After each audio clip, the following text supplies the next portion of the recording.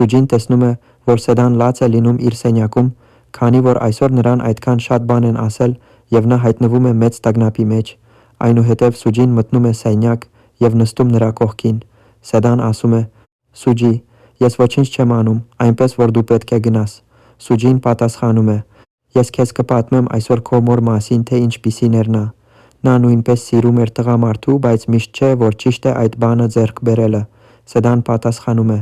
«Բայց մենք կարող ենք փորձել»։ Այնուհետև Սուջին ասում է. «Սեդա, շուտով դու կհասկանաս, թե ինչ եմ նկատի ունենում, որովհետև դու միշտ չպետք է անես այն, ինչ ուզում ես։ Երբեմն պետք է նաև հաշվի առնես, թե ինչ են ասում ուրիշները»։ Սեդան նստում է այնտեղ, կարծես կորցրել է իր կյանքից շատ թանկարժեք մի բան։ Երբ Սուջին դուրս է գալիս, նա լսում է Հարութի մասին լուրը և ուշաթափվում։ Լսելով սա, Սեդան վերցնում է հեռախոսը և հարցնում. «Ինչ ասացիր, որ Սուջին ուշաթափվեց»։ Նա բացատրում է. «Հարութը վատառողջ է։ Նա հանկարծ հիվանդացել է, այնպես որ դու պետք է գաս, բայց Սեդան դեռ չի հասկացել, որ Հարութը սուրճ է խմել օրի մեջ ինչ, որ բան էր խառնված, և հիմա Հարութի վիճակը վատանում է»։